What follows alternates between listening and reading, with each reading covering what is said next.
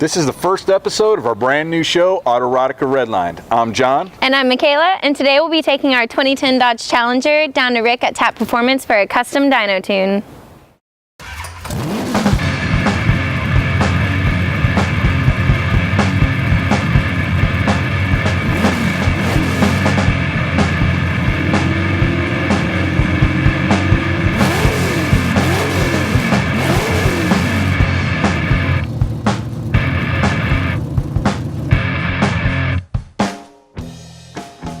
...2010 Dodge Challenger RT. Factory equipped with 345 cubic inch Hemi, 308 gears, factory TA stripe kit, Mopar Performance functional fresh air hood scoop with cold air kit, 5-speed transmission with slap shift mode, factory go wing spoiler, 3-inch Summit lowering kit, Mopar Performance front strut tower brace, Krager 617 modern muscle wheels, 20 by 8.5 front, 20 by 10 rear, Mickey Thompson drag radial rear tires, 305/35/20, Mickey Thompson Sport Comp front tires, 245/45/20, Catback Custom Flowmaster 40 Series dual exhaust,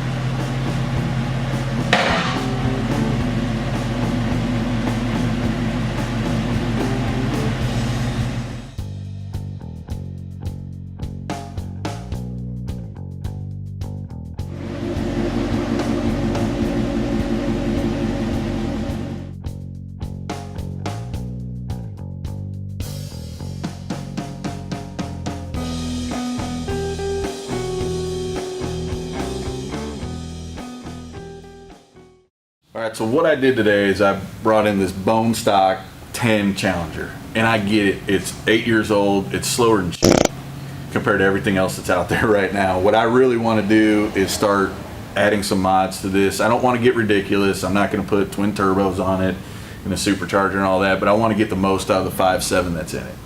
So I love the way it drives, but as far as power goes, I'll be honest with you, I have a brand new Focus ST, and down low it kicks this thing's ass, and it's about time to do something, because everybody makes fun of me. Oh, your little 4-cylinder is beating your V8 and blah blah blah blah blah, and some Camaros. But what can we do to this with just simple bolt-on mods? We put air on it, cold air, and we put freaking exhaust on it. So what can we do today that can make it perform better when I leave here today? Well, since we don't have any cool parts laying around for it that we can slap on there, it would just be doing some logs and looking at the tune, see what we can find for hidden power from the factory detuning to the the couple things you've added. See if we can make them respond and vibe together. Right. Is there like a specific range you think of horsepower it might wake it up to? Really hard to say. We slow, right? It's just one of those things. I guess I would have. We could trade the Focus in for a blower kit. There, we could do that. We could trade the Focus in for a blower kit. I like the way you're going with this. We're doing this to show people that you can put bolt-ons on a car and make them perform better. So not everybody has a bunch of money that just show up and throw at a vehicle. Everybody starts slow. You start with air in, air out, and a tune. So that's what we're going to show you today. We have the cold air kit. We've already got the exhaust on it. We're going to put a tune on it on a 10 Challenger, and we're going to see what it gets out of the dyno. And Rick's going to help us.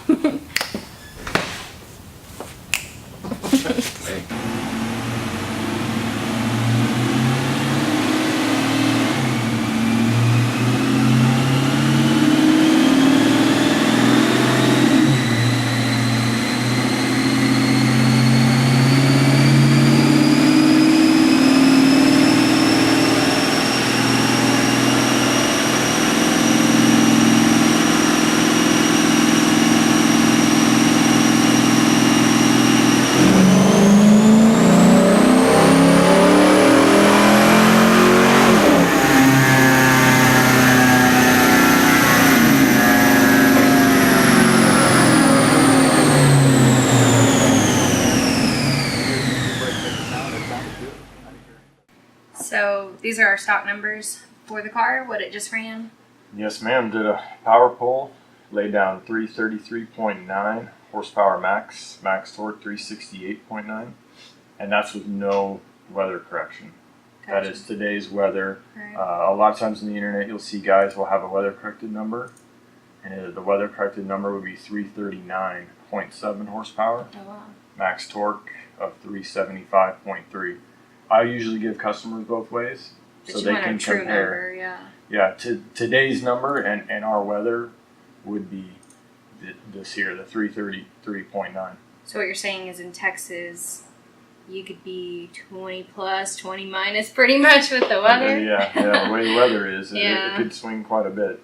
Awesome. So what are you going to do to the car based off this number? I'm going to look over the log, see what we can do with timing, see if the car had any detected knock. The fuel line looks pretty good. I mean, fueling seems to be about right on with what these cars like, and Hemis don't like a lot of timing. So it's always important to run good fuel, but we'll see where timing and knock is at. See if we can make some changes there. Good deal. Is there anything else you're going to do maybe with the transmission or? Yeah, we can change some trans stuff to make it feel better while he's driving. It's not going to be a number on here, Yeah. but it'll be what the customer feels out on the road. Okay. Good deal. Cool. So I guess you just got to get to it. Upload horsepower. Upload horsepower.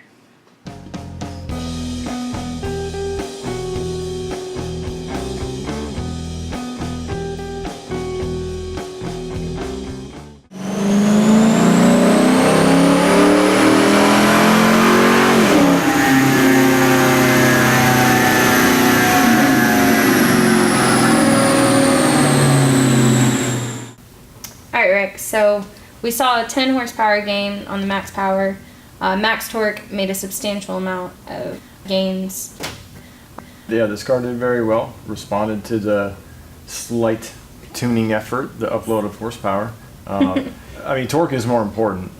You know, you feel torque. Right. Torque wins the race.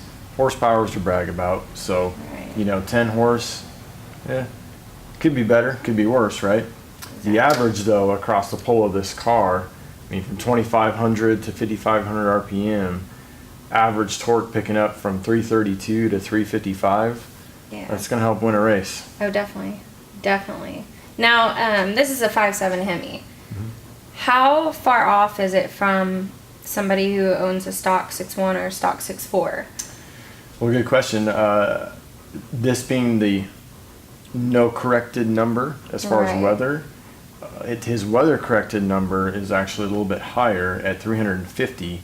And I know from my dyno here at this shop, other 6.4 Challengers and Chargers and the new ones, they'll put down about 420 Right. to 430. So, I mean, he's less than 100 horse away from Yeah. catching a 6.4 Hemi. I mean, that's easily a few bolt-ons and the right tuning, and I mean, you don't have to trade up. You can just work off your 5.7 and be happy and, Yeah. and build the power. Save the car payment Yeah. for mods.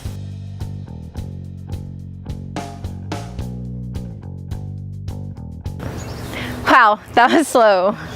It really is slow compared to some of the cars on the road today, but the car is really fun to drive, and Rick made it even more so now. These 2009 and 2010 Dodge Challenger RTs are becoming more affordable, and with a minimal amount of money, you can make these things run pretty good. A lot cheaper than buying a new car for sure. That is for sure. Not everyone has a huge budget, but that doesn't mean you can't have a reliable, fun to drive car. With a total cost of $1,600 spent, this equals about $64 per horsepower.